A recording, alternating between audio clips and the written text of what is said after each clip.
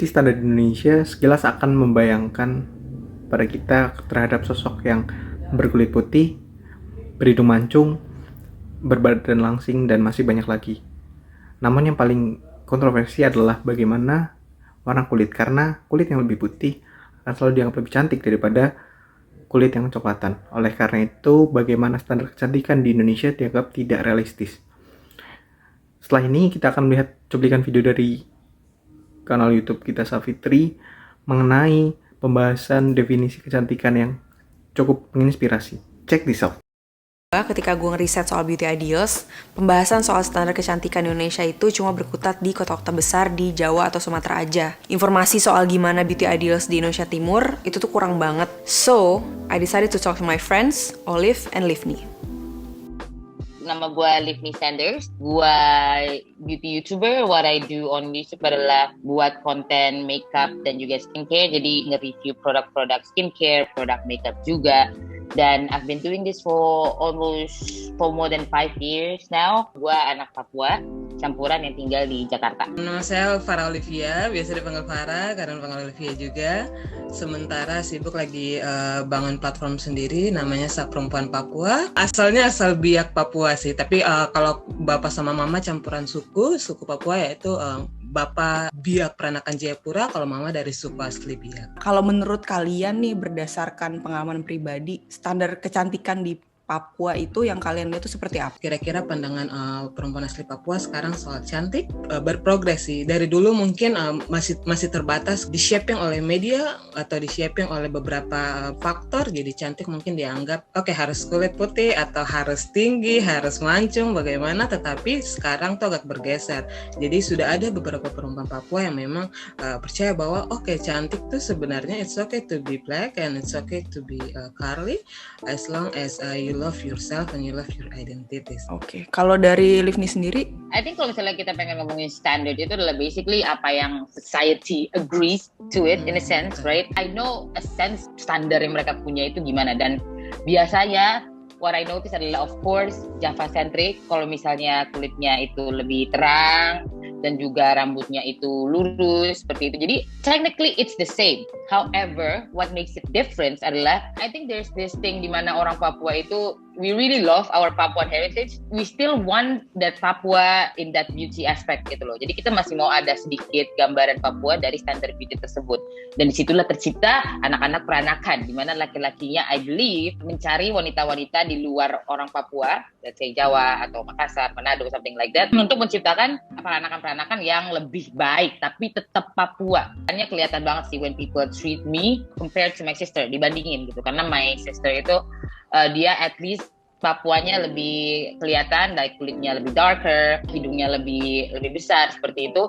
Dan people always compare, ini lebih Papua, ini enggak, dia cakep. Selalu diungkitkan karena my skin tone lebih terang. Wah, mereka tuh sebenarnya committing to any beauty practices nggak sih? Misalnya pakai skin bleaching atau rambutnya di bonding, ada seperti itu nggak kira-kira? Ada sih sebenarnya.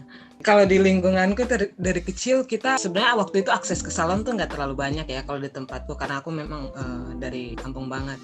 Tapi ada tuh teman-teman yang akhirnya cari bukan krimbat tapi terus untuk dibantu untuk catoking biar rambutnya lebih biar rambutnya lebih lurus. Ya kalau keriting susah disisir, terus kayaknya kurang cantik. Terus ada juga krim pemutih atau jadinya menggunakan bedak yang sebenarnya tidak sesuai dengan tone kulit, tetapi ya dipakai biar kelihatan kayaknya bisa masuk nih, bisa lebih terang dan bisa lebih shine. Tantangan di dalam kita bicara soal beauty standar sendiri tuh kalau aku lihat itu ada beberapa dimensi. Misalkan di internal Papuan tuh selalu ada dibilang perempuan dari suku X tuh lebih cantik dari suku Y. Misalnya kayak perempuan suku ini tuh kayaknya lebih cantik kayak gitu, entah lebih dari mungkin cantik tuh maksudnya apakah kulitnya lebih terang kah atau lebih gimana kah mukanya? Ada beberapa aspek juga, misalkan mungkin dari jenis rambut. Ini stereotype doang ya, tapi biasanya dibilang kalau perempuan dari suku di pesisir rambutnya tuh lebih halus, keriting halus, lebih turun, panjang, lebih panjang gitu.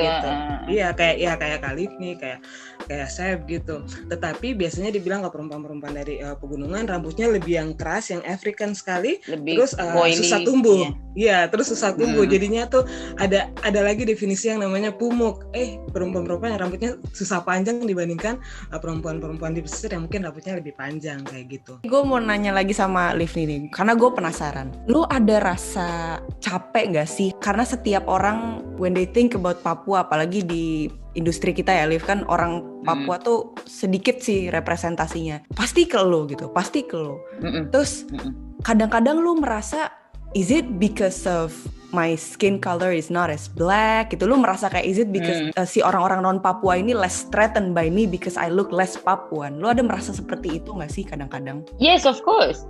It's always like that, kayak dianggap jadi token, kayak atau enggak orang-orang nganggapnya kayak lihat aja tuh orang Papuanya bisa cantik, lihat aja Khalif nih. Karena emang I believe juga alasan kenapa maybe they feel at least in a sense more familiar with me could be karena gue juga gede di Jakarta, like aksen gue istilahnya nggak terlalu timur gitu kan ya.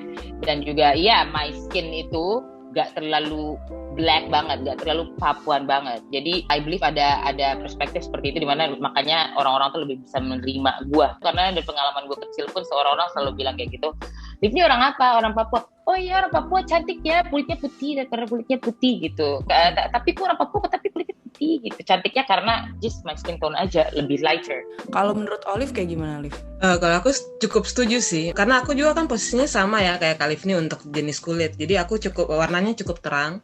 Jadi pernah dekat sama cowok gitu, terus kayak dia bilang kayak, wah Liv kamu lebih bersih ya dibandingkan orang Papua yang lain. Soalnya biasanya kan lebih hitam kayak gitu. Kalau menurut kalian peran dari media sosial itu dalam membentuk beauty ideals seperti apa sih? Kalau peran media dari sepenglihatan aku sih dia berperan positif sama negatif ya. Kalau positifnya tuh lebih ini, sekarang kan lebih progresif banget bicara soal makeup yang eksotis. Di sisi positifnya adalah membantu meningkatkan self confidence kita yang punya kulit emang gelap ataupun punya kulit eksotis kayak gitu. Tetapi ada juga sisi negatifnya di mana masih tuh brand-brand yang masih majoritinya white kayak gitu, itu masih mengakar di mana-mana. Secara negatif yang masih tetap shaping media akan beauty idols pun masih tetap gitu-gitu aja sampai sekarang. Oke, kalau Liv nih? Well yes, ini good sih, ada good and bad side-nya juga, ada positive and negative.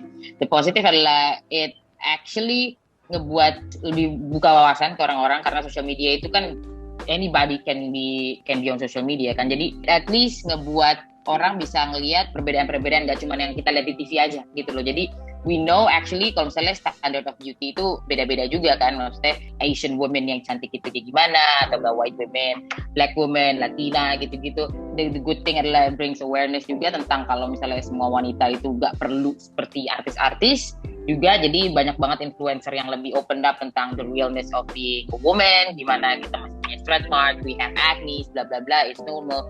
Paling the bad side-nya adalah itu striving for perfection. Itu sih, karena I think as human we always want to be better than others.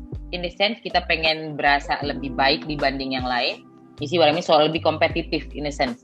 Mereka merasa terinfluence dengan orang yang lain yang let's say likes-nya lebih banyak. Oh karena dia mukanya seperti ini, makanya gue harus mukanya gini biar gue dapet like yang banyak. Dia dapat pujian karena dia hidungnya mancung. Dia dapat pujian karena badannya langsing. Jadi gue juga pengen dipuji seperti itu. So what I should do adalah gue langsingin badan gue. Beda aja kalau misalnya dulu kita di kesannya pengen cakep kayak artis aja. Sekarang tuh pengen cakep, validasinya adalah harus dari likes, dari views, dari social validasi. Kalau misalnya Olive sendiri, apa yang lo lakukan gitu untuk mencoba maybe breaking the stereotype atau break free dari beauty standard ini gitu? Kalau aku sendiri mungkin kan bisa melalui platformku ya, Saperempuan Papua gitu. Salah satu alasan Saperempuan Papua ada pun sebenarnya soal ini, maksudnya tantangan-tantangan yang dimiliki oleh perempuan asli Papua, entah ketika dia di dalam Papua sendiri maupun dia merantau ya. Itu seperti kayak ya beauty standar. Beauty standar itu kan berpengaruh banget sama mungkin kesehatan mental dan bagaimana akhirnya kita melihat diri kita, dan ya berpengaruh ke krisis identitas. Kalau Khalif nih mungkin lebih ke kayak dari ekspertisnya Khalif nih. Kalau dari Perempuan Papua sendiri ya lebih dengan memberikan wadah agar banyak perempuan Papua yang bisa mengakses untuk memberikan informasi dan mendapatkan informasi, atau lebih ke wadah untuk speak up, supaya melalui platform kita tuh lebih kayak lihat kalau bahkan perempuan Papua pun sendiri beragam gitu. Kita belum bicara soal Indonesia, kita baru bicara dalam internal Papua aja. Papua tuh beragam gitu. Ya, seperti yang kita lihat di Indonesia sendiri, perempuan cantik direpresentasikan dengan fisik berkulit putih, hidung mancung, yang mana biasanya dekat dengan karakteristik orang Korea maupun orang Barat yang sejatinya berbeda dengan kebanyakan masyarakat Indonesia yang berkulit kecoklatan. Standar ini tak jarang membuat perempuan hanya dipandang sebagai objek visual dan membutuhkan penilaian dari society. Media jarang memberikan sorotan kepada wanita-wanita berkompeten yang tidak sesuai dengan standar kecantikan. Terkadang, perempuan bisa mendapat sorotan hanya karena memiliki beauty privilege. Media akan lebih suka menampilkan wanita yang atraktif. Terkadang fokus media tidak pada seberapa kompetensi yang dimiliki, tapi seberapa menarik penampilan seorang wanita di layar media. Naomi Wolf dalam karyanya The Beauty Myths mengungkapkan bahwa kecantikan hanyalah mitos belaka, bersifat tidak tetap dan tidak universal. Artinya, kecantikan itu beragam bentuknya, tiap wilayah bisa berbeda-beda, bisa berubah-ubah, dan subjektif tentunya. Namun, selama ini standar kecantikan telah menjadi mitos dalam masyarakat. Konsep cantik dan ideal merupakan sebuah standar yang secara nyata diakui oleh masyarakat. Hal ini seolah ada standar yang dipaksakan agar para perempuan mendapatkan status diakui secara sosial. Industri kecantikan telah mengeksploitasi perempuan dengan mitos kecantikan yang menjadikan kesadaran palsu di masyarakat. Mitos kecantikan merupakan alat feminisasi perempuan yang membuat mereka terpenjara dalam ketidakpuasan terhadap tubuhnya, bahkan membenci dirinya sendiri, dan bahkan berlomba-lomba untuk cantik agar mendapat pengakuan. Mereka rela melakukan perawatan kecantikan, berdandan, melakukan diet, bahkan operasi plastik. Mereka terkadang mengabaikan bahwa hal tersebut dapat melukai diri mereka sendiri, hingga muncul istilah beauty is pain.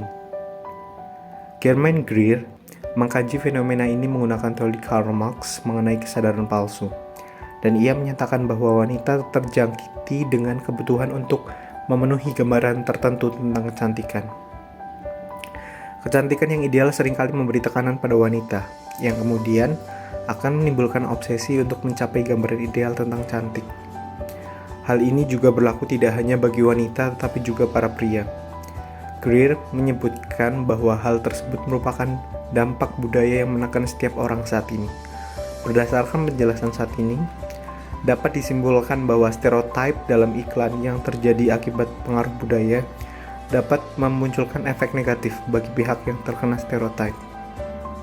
Sebagaimana konstruksi wacana cantik di mana Karl Marx menjelaskan bagaimana matter menciptakan mind, maka Berger and Lachman menjelaskan bagaimana mind menciptakan matter melalui teori konstruksi sosial.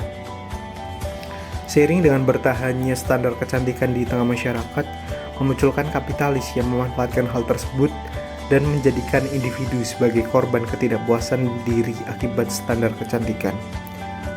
Konstruksi sosial kecantikan tidak seharusnya bersifat baku dan kuantitatif. Ia bersifat kualitatif, ia berbeda-beda, tidak seperti yang kita pahami selama ini, baik asumsi umum maupun media. Tetapi, tidak perlu ditakuti selama sebagai perempuan telah memiliki pengetahuan dan mengenal diri sendiri. Dengan demikian, kepercayaan diri atas keunikan diri sendiri akan tumbuh dengan sendirinya. Hal yang mengerikan adalah mitos. Mitos hanya akan hidup bila dipelihara dalam masyarakat. Mitos ini jika tidak segera dilupakan, akan mengubah semua perempuan menjadi boneka yang sama dan seragam.